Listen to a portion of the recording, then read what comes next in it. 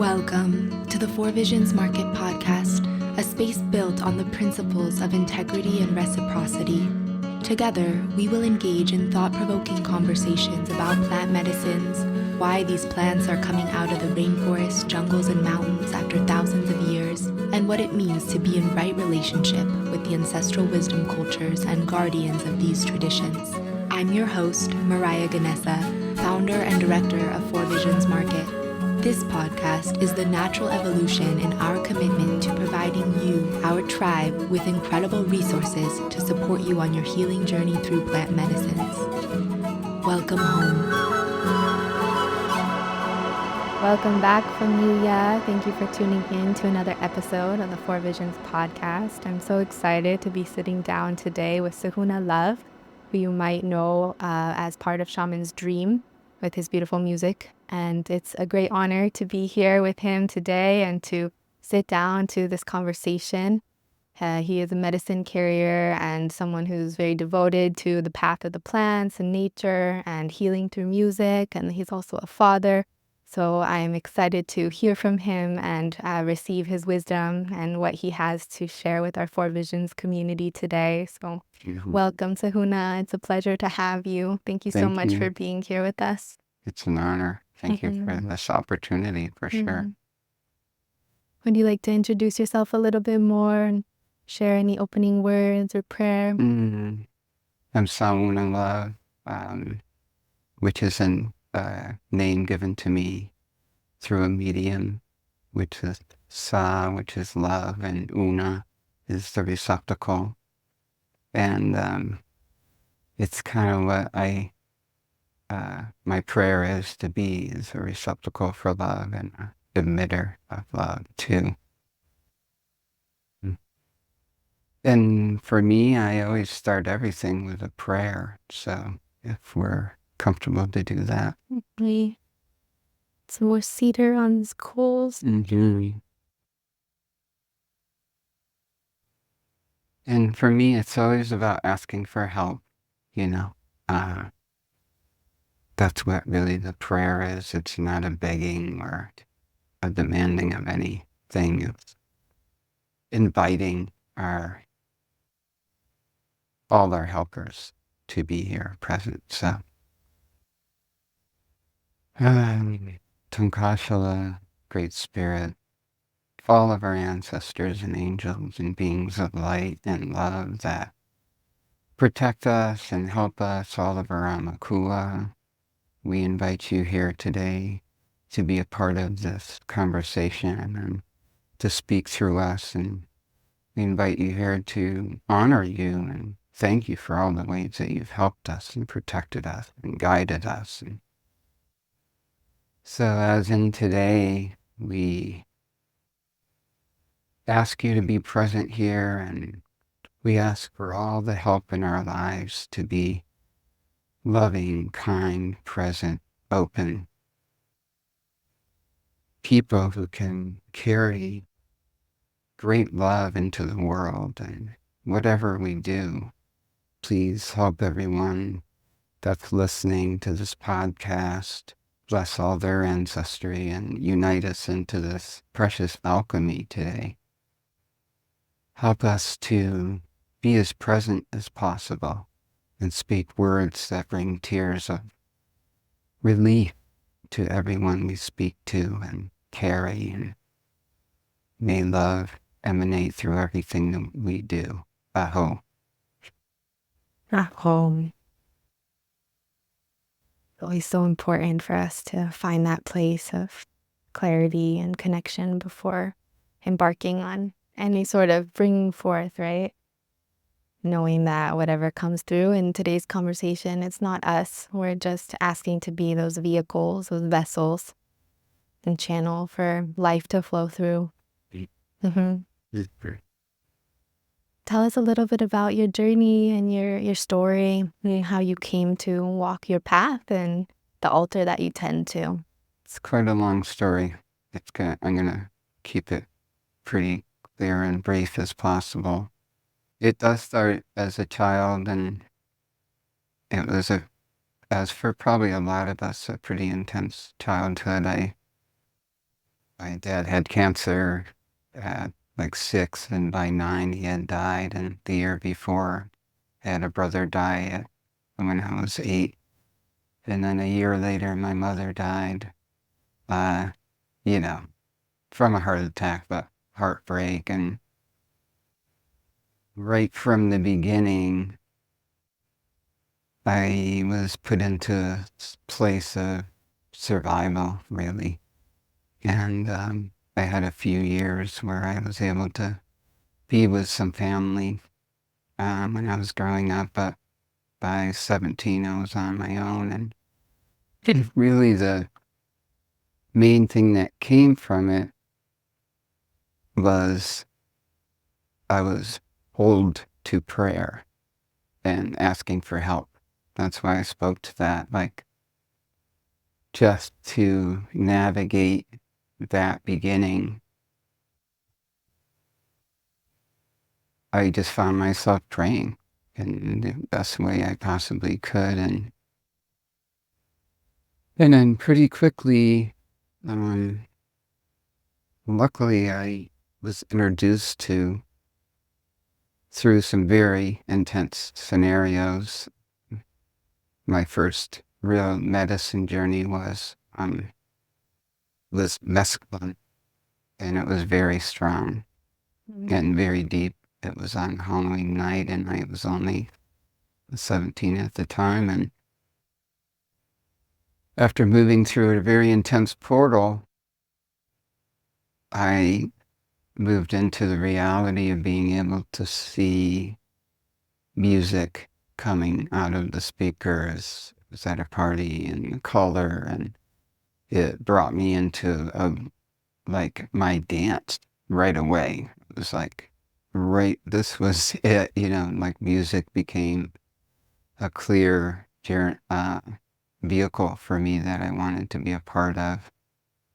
And the movement of the seeing it, and then I could see everyone's aura and connection, and it threw me into a scenario where I hadn't gotten any help,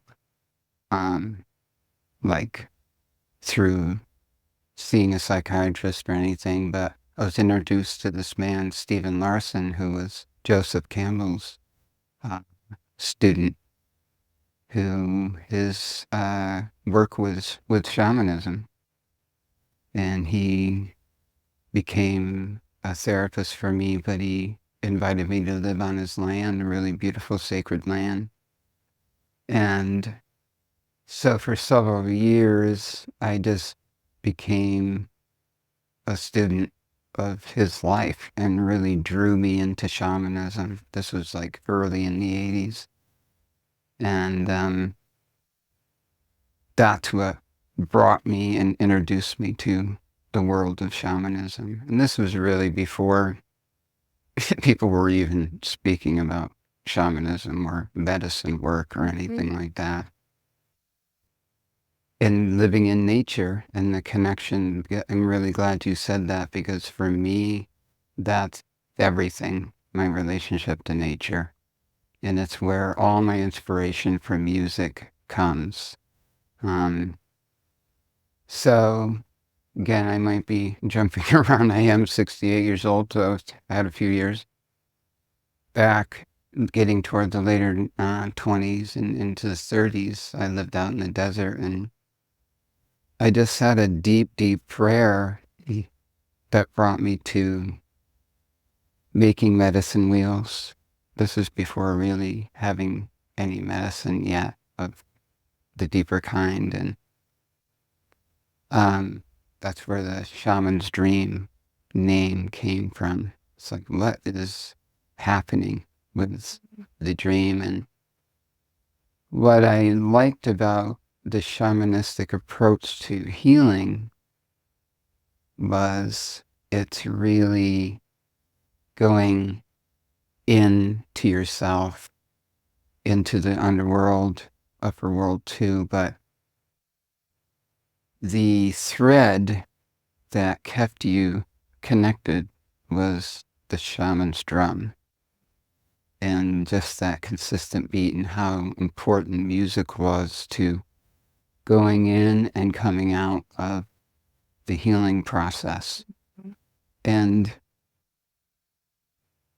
my understanding too with the shamanistic approaches, it's, if you're having difficulty in any realm, physical or mental, it's that you've lost a part of yourself. You've disconnected from who you are.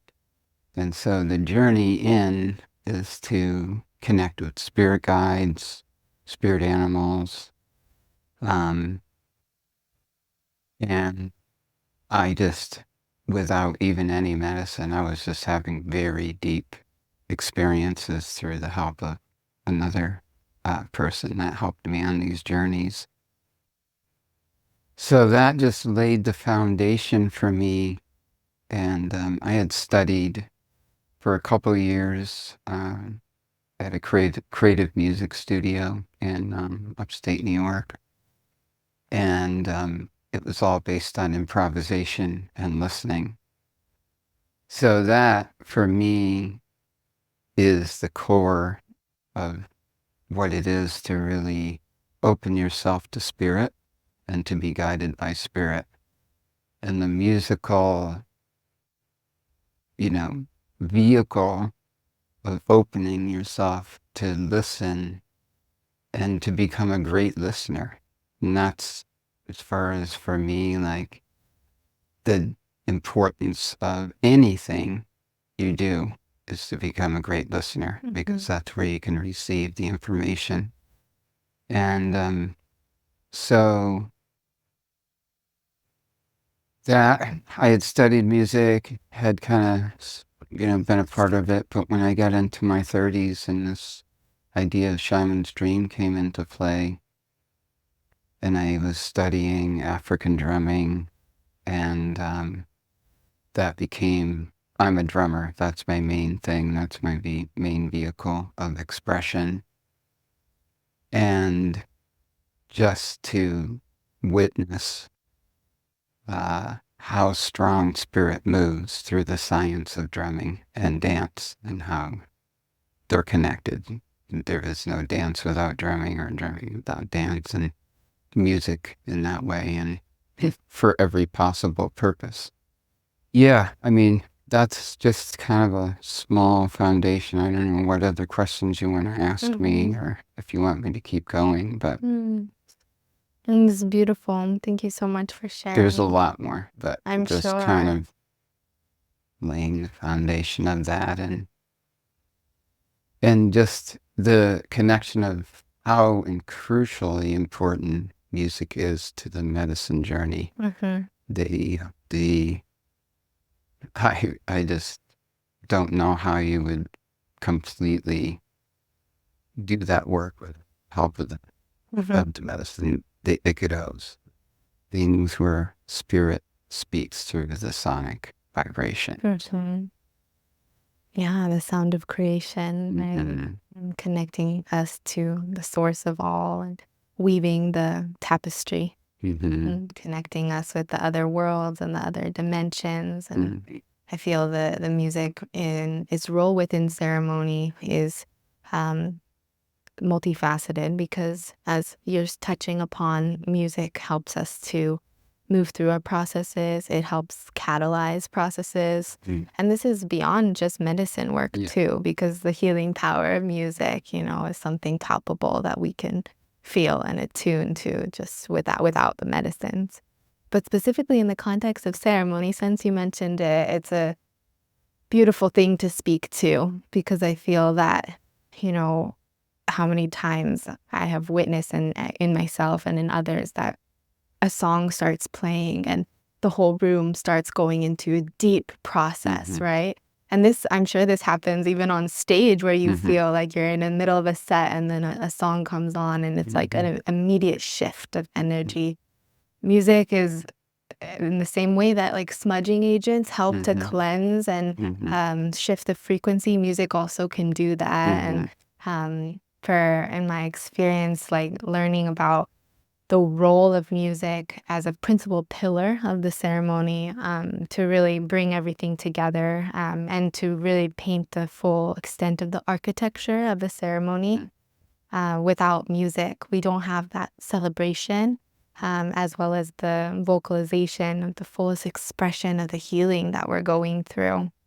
So I'm definitely curious. Would love to hear more about your journey, with music and healing, both personally and how your musical journey has facilitated, and supported other people in their healing journey. Taking a quick break from today's conversation to share with you a short message. Let's talk about plant medicine integration. Integration work is the action taking and the grounding into the fibers of our beings, the ancestral and cosmic wisdom that the plants give us. It is the manifestation of every vision.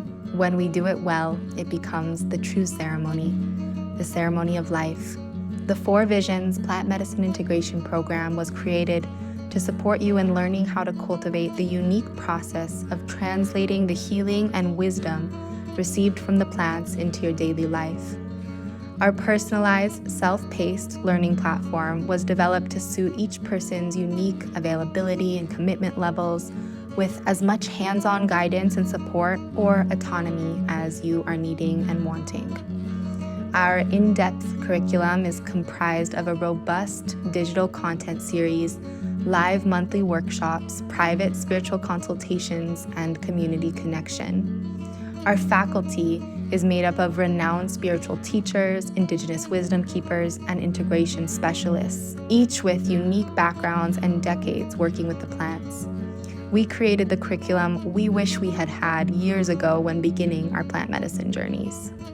Some of the topics we cover throughout the program are immediate integration basics, cultivating your spiritual practice, building a plant allies toolkit, how to make spiritual payments, how to deepen your connection with plants, working with Hape, Sananga, and cacao as allies, the foundations of microdosing, the art of forgiveness and reconciliation, spiritual hygiene, and plant diets. If you feel called to cultivate your integration practice or are interested in nourishing your spiritual studies and deepening your relationship with plants through a one-of-a-kind transformational container, we welcome you to visit 4visionsintegration.com to learn more and sign up. And now back to today's show. Had a couple years where I was living in an ashram, and the person was a channel. Actually, she was a channel. She was channeling an entity, and he really wanted me. He had spoken to that we've known each other many lifetimes, and I was there to just help him if I so choose, to use the music to help facilitate his meditations.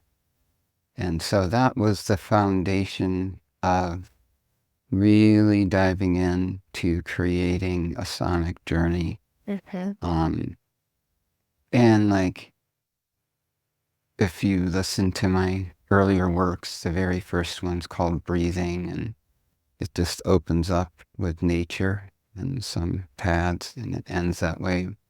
And the song in the middle is 26 minutes long, and they all interweave with each other. It's not a song and then the song ends and another one starts, because that's, for me, to stay in a state for whatever length of time is really important. That's how I approach making music, is to create a bed that someone can be in that's safe and opens them up to receiving. And nature is a part of just about all the music I make.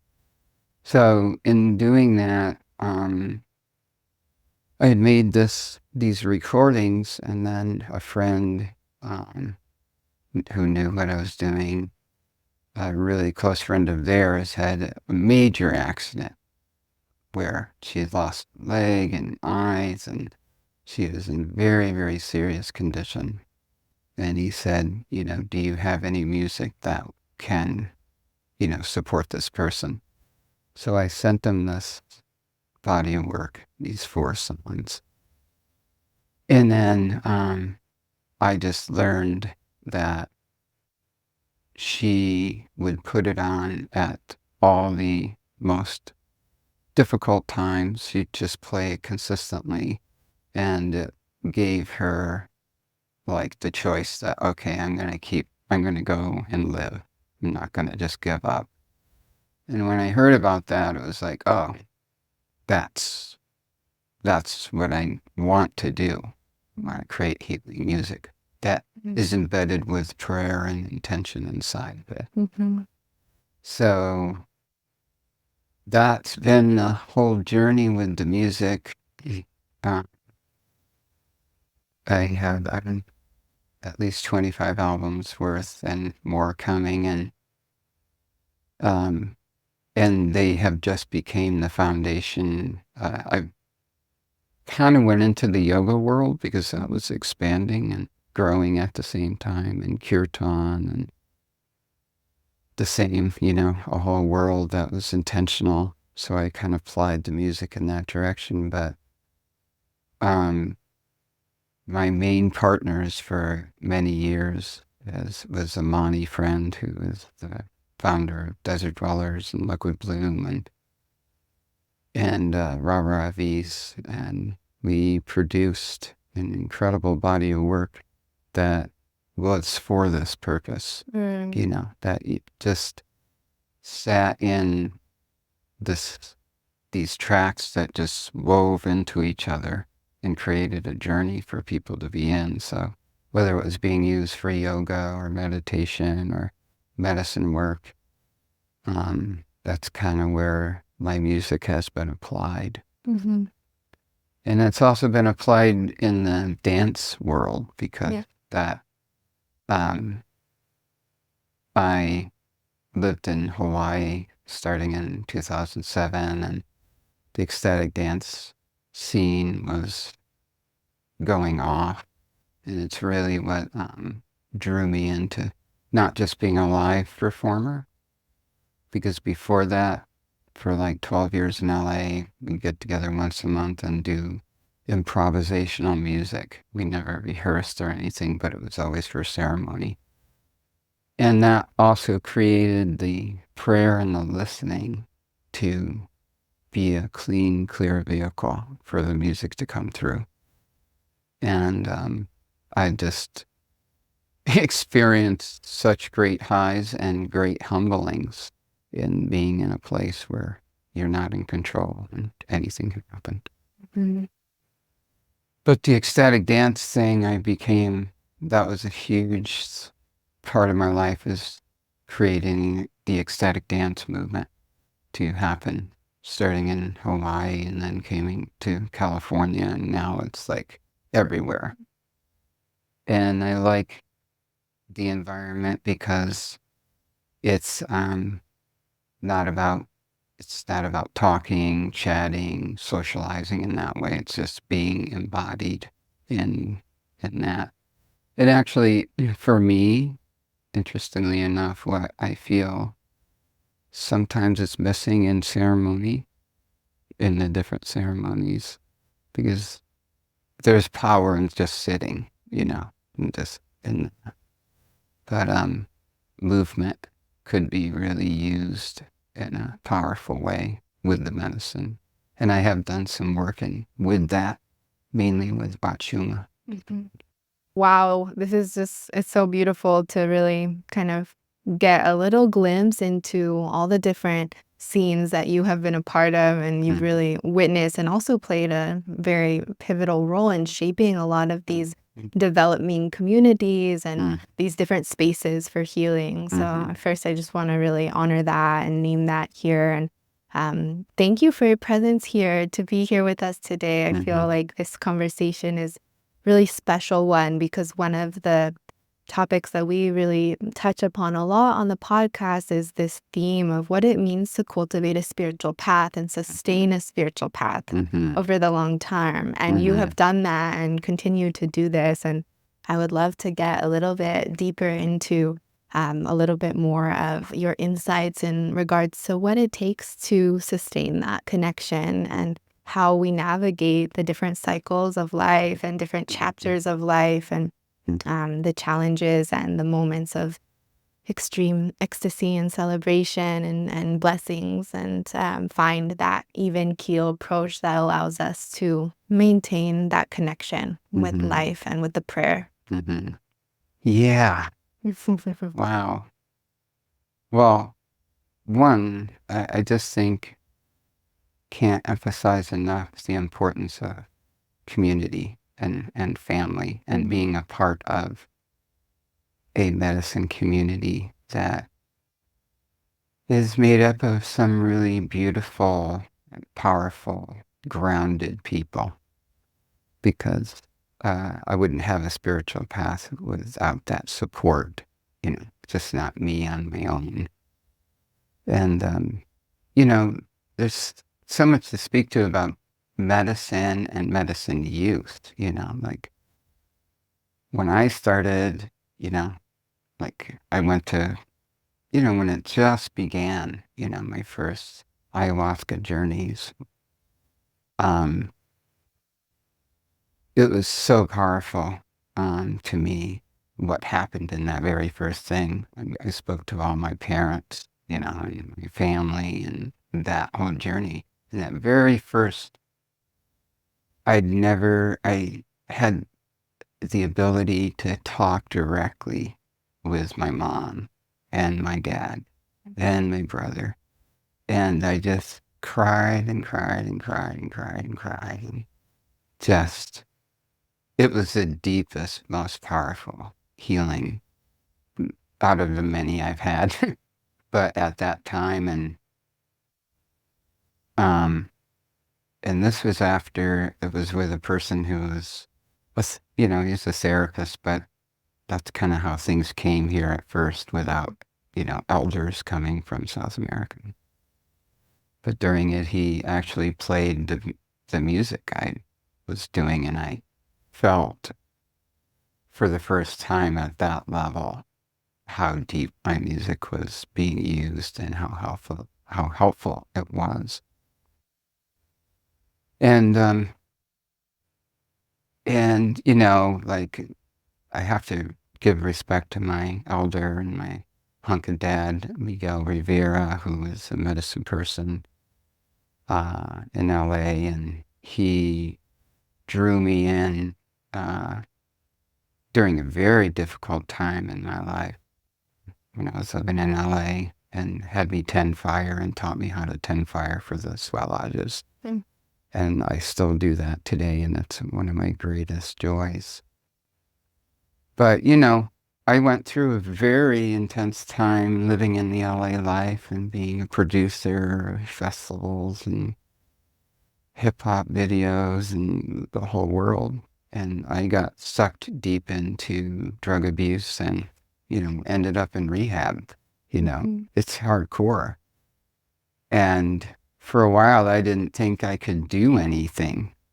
And really, I think the blessing of these medicines, like cocaine, I was totally into. And then when I had mambe and I had the coca leaf, I realized, oh, it's the mama. The original intended This is the use, mama, yeah. This isn't something that's going to take life away from me. It's going to give me life.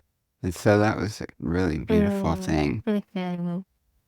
But one thing I've watched over, 30 years of this whole medicine movement, Yeah. and a lot of people who do medicine a couple times and maybe become a, Shaman. shaman. And I mean, I would never, ever call myself that. I just didn't, never. But that's been hard for me to watch. And it's the excitement, of course, working with the medicine, and the medicine is the teacher, period.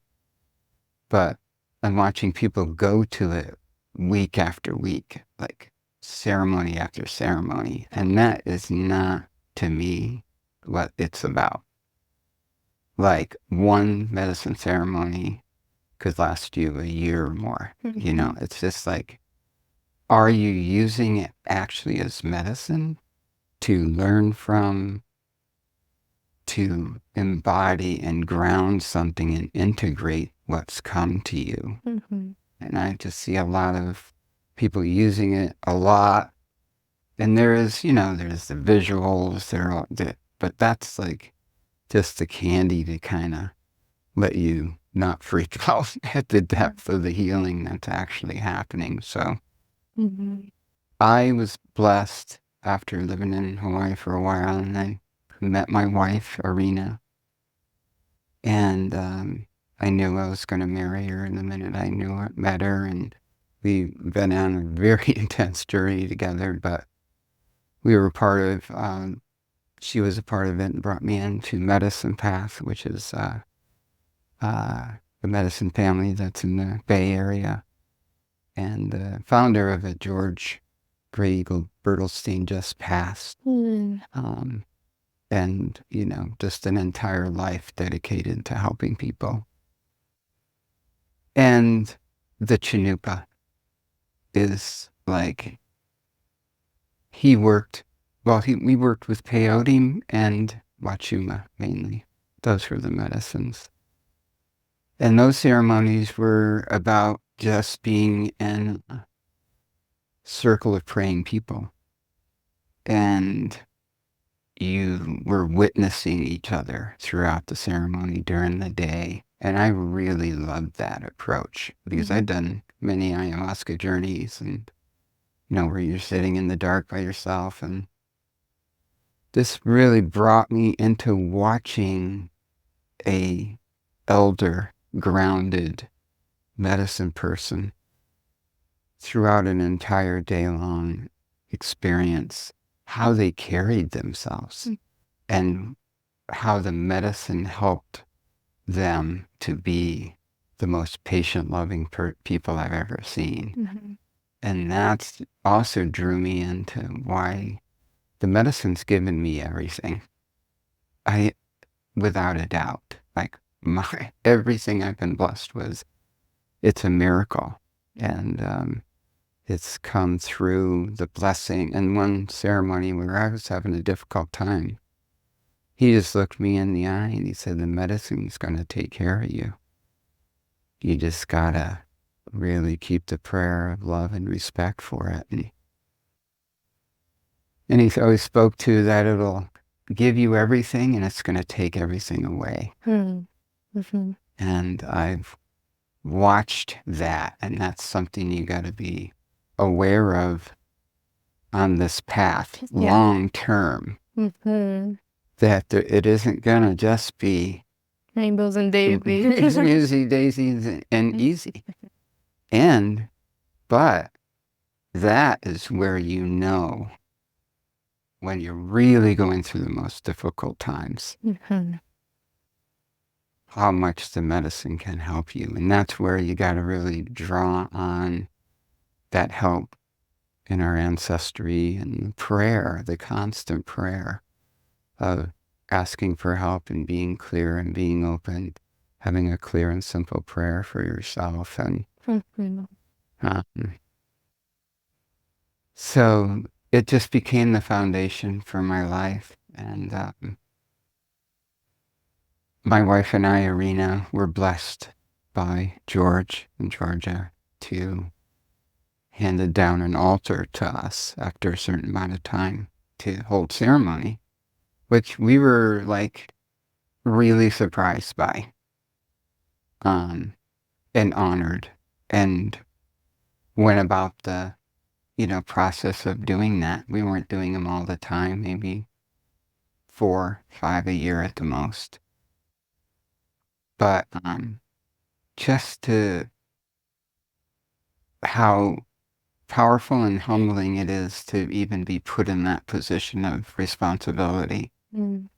Um, like it's just it teaches you everything, Mhm. how important it is. But I loved the community that it developed, and all my closest friends now are medicine people, and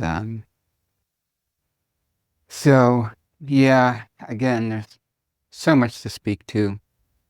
Um, but, like, there's a lot of healing that comes out of having a lot of that much trauma at the, early life. And it's showed itself constantly, as I grew older, and mainly how much fear I had in my body about losing love, and so like committing to this relationship with Arena and committing to this community of medicine people and going through so many things together through years, it was really the strength and the foundation to walk through the very difficult times.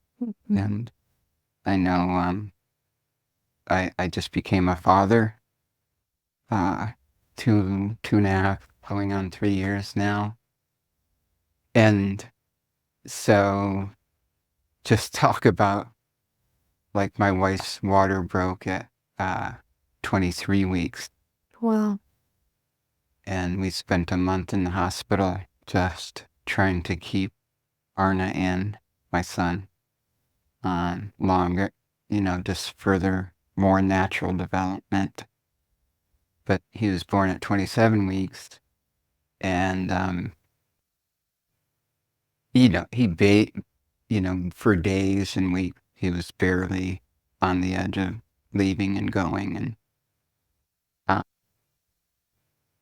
and what that put us through, and what it had to, like, the conviction and the prayer it took to say, I'm here 100%, no matter how difficult this is. And so we were basically living in a trailer on the hospital grounds for 4 months, and going in 12 hours a day just to be with him. And he was like in a plastic container and tubes and all of that. And but right away, and I feel for Arna. His name's Arna Soul. God bless him. And Arna means eagle and great sacred mountain in Hebrew. We're not Jewish, and what his life is about is drawing people into prayer, because we reached out to, and I realized how huge the community was that I was a part of. Hundreds and hundreds of people all over the world, we reached out and just asked for their prayers and their help. And I truly believe his choice to stay and his ancestry and everything was like, all right, these people are here, they're going to love me and give me everything I need to make it through a very intense life, right off the bat. And I just saw the strength of what the medicine had created in my life. It had connected me to so many people all over the planet. And the beauty was, I was getting stories back about, I went to the mountain and I spent, I did this ceremony and I did this prayer and I went to the ocean. I did this, I did that. And it was really for them too. It brought them to their conviction for life and their prayer. And so Beautiful. he and I, I'll have to share this song, Arna Soul, that was created for him. It's really beautiful. But, becoming a father and that level of showing up for a person's life, that's what it's all about for me. Like, I mean, many people don't choose to have children, and that's totally fine, but I can't imagine how you would ever know that level of love without that pure innocence reflecting back. And just, I can't wait to go home right now. It's how my day is. Like, I used to tour around and fly and go, and that's totally changed. I don't want to do that. It's like grateful, but I just want to be with my son, be with my family, and the medicine that comes through that. We're actually going to go finally do a ceremony, which we haven't done in a long time, this weekend. Beautiful. In the Bay and do Shaman. Excited about that. I'm also just excited, like, the importance of this community that you trust, because, like, when he's around all the medicine people, he's lit up, it's like, this is dope, and it's like, and just how I feel too. A lot of times it's not even that I have to even take medicine anymore. It's rare now that I really do strong medicine. I've done a lot, but it's already here. That's one thing I'd like to express to people, is that you don't have to just keep doing it all the time. And it will tell you, hopefully it tells you, like, oh, I'm kind of complete with this for now, and that's a very natural, important thing to come to. And that's part of sustaining the path too, is knowing that we go through different chapters in our life, and our relationship to the medicines evolve over time. There are certain times in our life that are for deep healing work, where more medicine may be, supportive for that process, and other moments that are calling for the integration, the application, right? And then other chapters where we've integrated and we're living our best life. The medicine is in each day, right? And we're feeling that infinite amount of blessings and beauty come through in our relationship with our families and our community. And it's a beautiful thing. I also, not as many years as you, but I have, over a decade now. I also drank medicine very young. For the first time, I was 16 years old. And I was also very blessed to find the medicine at that very critical moment, and I too have gone through those phases, and really being able to honor that, the spaciousness and the fact that, our relationship with these medicines do change throughout time, and but that they're always here. Like you said, when we form a relationship with these plant teachers, they become allies for us, and they walk with us, and we can call upon their essence too without even needing to go to ceremony, because we've cultivated that relationship with them. And that's something that is so potent and beautiful too, to form this level of intimacy with these spirits of nature, where we can invoke them through our prayers, through our meditation, and feel their essence, feel their healing vibration, invoke them for guidance and support in moments when we're needing that clarity. And over time, as we do that more and more, that relationship becomes stronger and more palpable.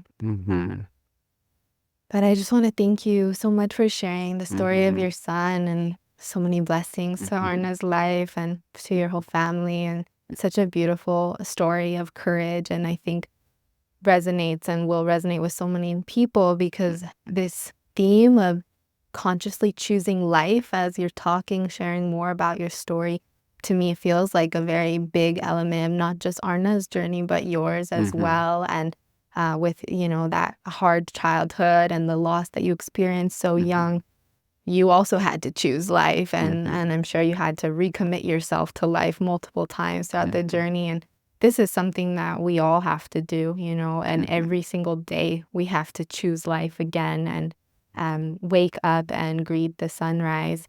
And in that moment, when we first open our eyes each day, this is our opportunity to recommit ourselves and give praise to this gift of life. And we can go through life without consciously choosing to live. We can, but it's the path of no life, or the path of colorless living, where we're not able to see the vibrancy of the colors and the freshness of the breeze upon our skin, and the rustling of the trees and the leaves. And so being able to tap into this place of consciously choosing to live and be alive, and to find gratitude, and to find this place of communion and connection. This is what gives us the invigoration to live our best lives, to live the fullness, and also to offer our lives as a prayer, right? And I am sure for you and for all of us, right, we're offering our lives as an offering. It is an offering, our path that we're walking.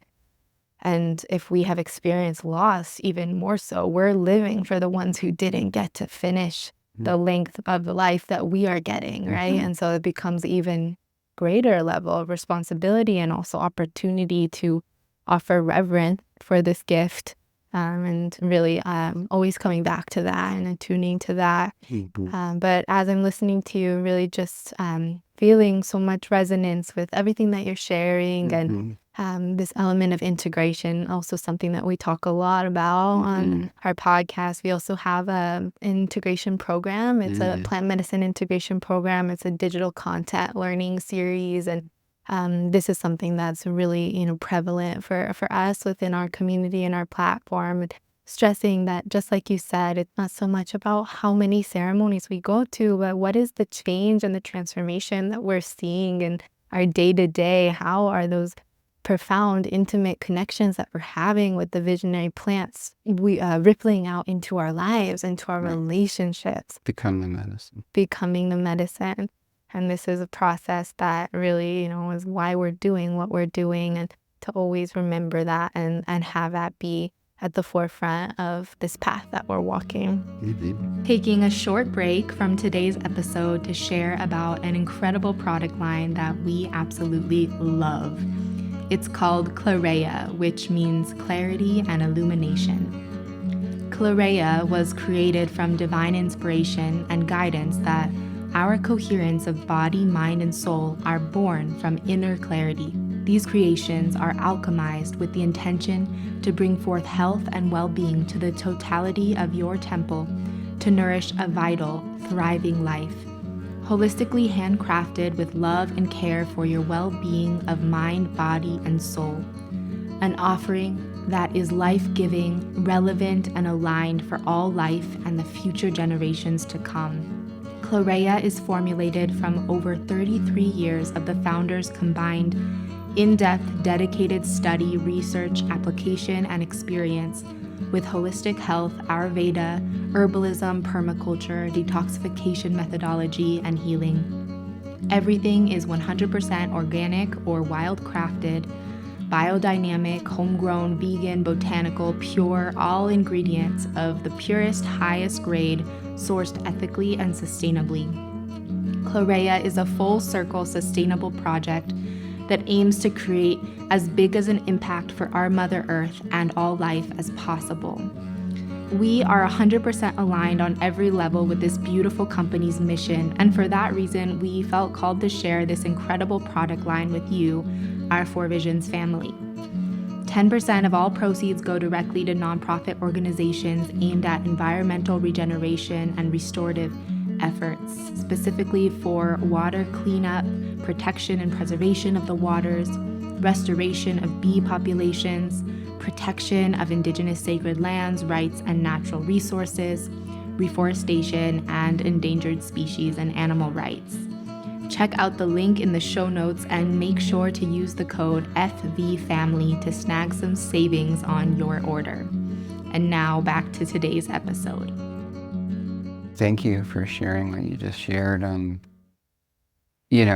literally have a mantra I just say all the day: be as loving, kind, and helpful as you possibly can to yourself and everyone in your life, and may your presence be so softening and healing, that you can, through your love for yourself and others, bring tears to people's eyes, and to their hearts, and you know, think. But yeah, and just wanted to also speak to the importance of, when you're doing medicine work, who you're doing that with, who's facilitating that ceremony. I cannot emphasize enough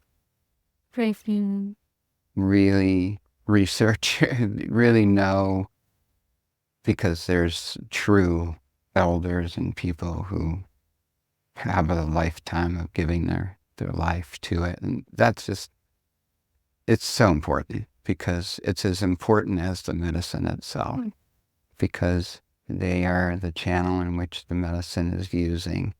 So I just wanted to emphasize that. And Thank you for mentioning that piece. It's so important. And yeah, we always encourage people to really have a understanding of the responsibility that it takes to carry medicine and to also receive medicine from people that we trust. So thank you. And within, the context of your medicine and what you're offering to the world, you also are really just coming at your music from this place of so much devotion. And really, I can feel just in this conversation, this deep prayer that you're carrying, that the music be a vehicle for people's healing, and that it open the heart and help us all to connect back to our essence of who we truly are, and clearing away, the confusion, the distraction, like you mentioned earlier, of like this process of coming back to ourselves and remembering who we are.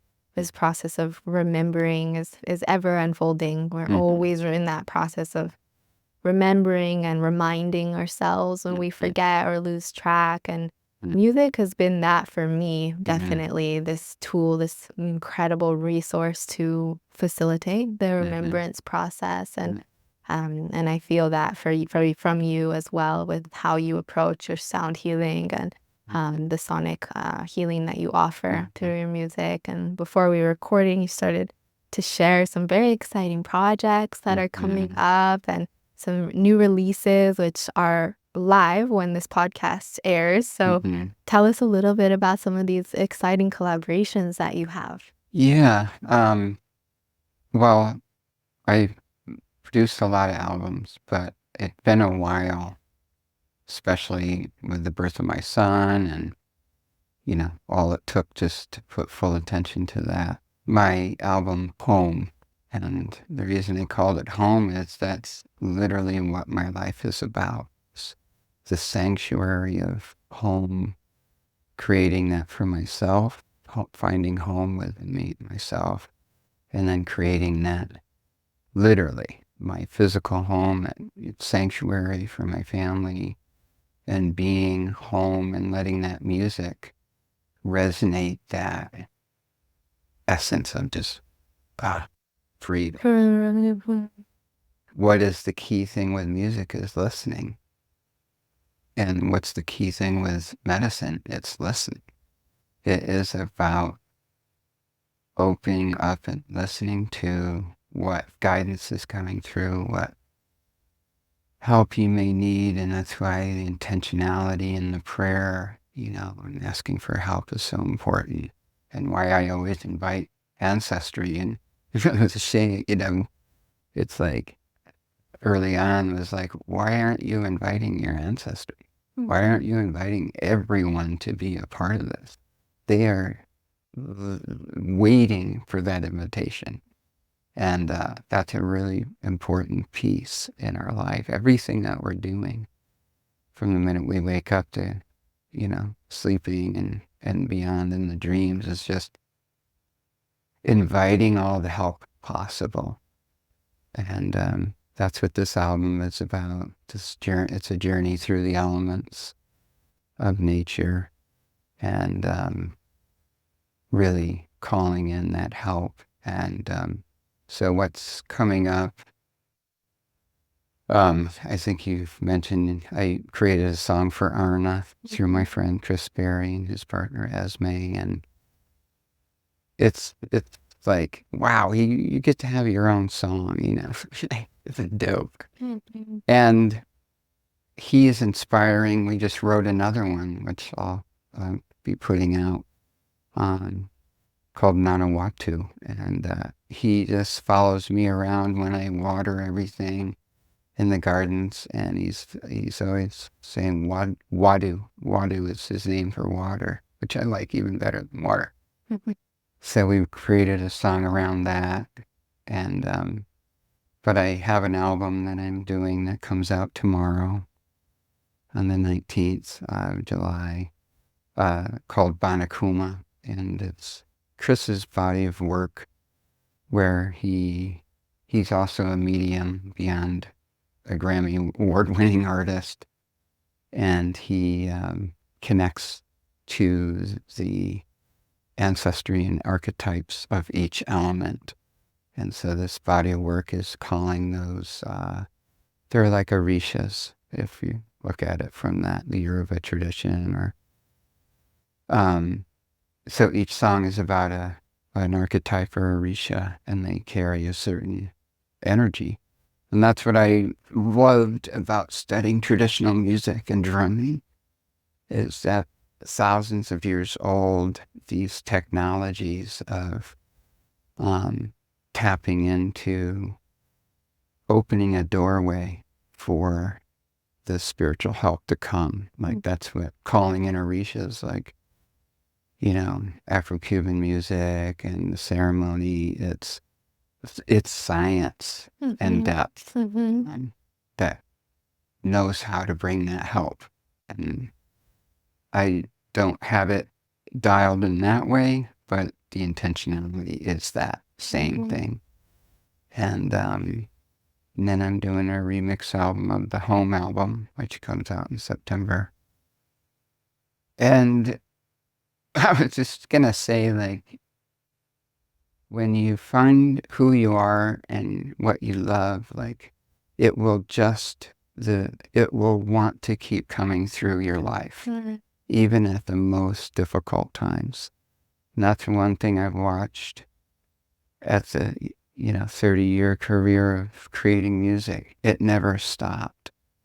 No matter when, even when my life was completely falling apart and I was losing everything, the music was like, you're my guy, That's not who you are. Your difficulty's not who you are. It's trying to help you move through something where you've lost yourself. So that's my prayer for everyone, to find what is it. And I think that's what the medicine's there to try and help do. It's like, who are you? What do you want to do? Like, how do you want to be in the world? And what is your gift? And I feel like the medicine's, that's its whole thing. It's like, let me help you. I want to help you be you to the best of your ability, and to wash away and let go of all of the things that are in the way of you just being good with yourself, loving to yourself and kind and respectful.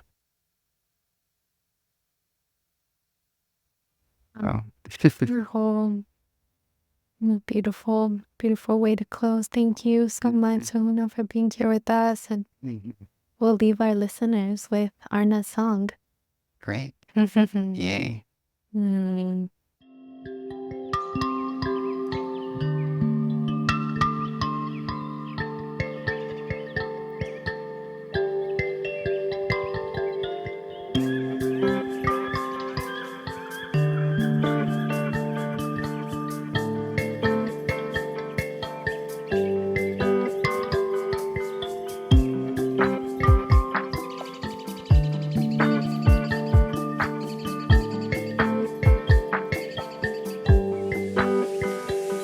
At the sound of your voice, the spirits stop and listen in awe.